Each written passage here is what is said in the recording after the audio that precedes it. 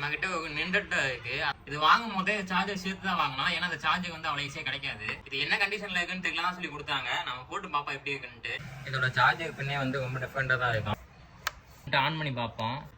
எனக்குள்ள ஏதாவது light எரியணும். Power supply கொடுக்கும் போது ரெட் கலர் லைட் எரியுது, அப்போ உடனே ஆஃப் ஆகுது.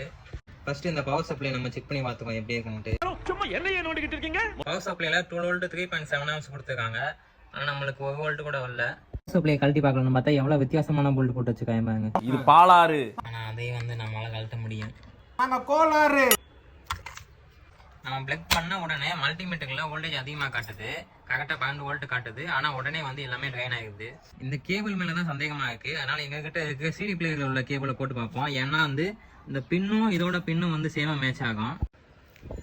இப்போ நம்ம ஆன் பண்ணி பார்ப்போம் எப்படி வேலை செய்யுதுன்ட்டு. இப்போ வந்து கரெக்டாக 12.2 வோல்டேஜ் ஆகுது. அப்போ இந்த கேபிள் தான் மெயின் கல்ப்புக்கிட்டு. பவர் சப்ளையே பழைய மாதிரி நல்லா நீட்டாக மாட்டியாச்சு. இப்போ நம்ம ஆன் பண்ணி பார்ப்போம் எப்படி வேலை செய்யுதுன்ட்டு. லைட்டு வந்து ஆஃப் ஆகாமல் கரெக்டாக இருந்துக்கிட்டே இருக்குது. ஆன் பண்ணோம்னா ஆன் ஆயிடுச்சு. இதோட ஒரிஜினல் கேபிளும் சேர்த்து தான் கிடச்சிது. இதை மாட்டியாச்சு டிவியில். இப்போ நம்ம ஆன் பண்ணி பார்ப்போம். வந்துச்சு. இதுதான் இதோட ரிமோட்டு. இது நாங்கள் ஏற்கனவே வந்து சந்தையில் வாங்கியிருந்தோம். இப்போ இது யூஸ் ஆகுது. இது வந்து ஆன் ஆயிடுச்சு கரெக்டாக. ஆனால் ஜாய்ஸ்டிக் வந்து வேலை செய்யலை. சிடி இருக்குது, அதை வச்சு நம்ம போட்டு பார்ப்போம்.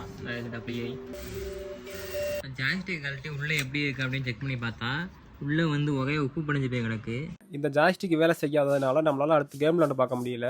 சப்போஸ் இந்த ஜாய்ஸ்டிக் நீங்கள் வச்சுருந்தீங்கன்னா சொல்லுங்கள், நாங்கள் வாங்கிக்கிறோம்.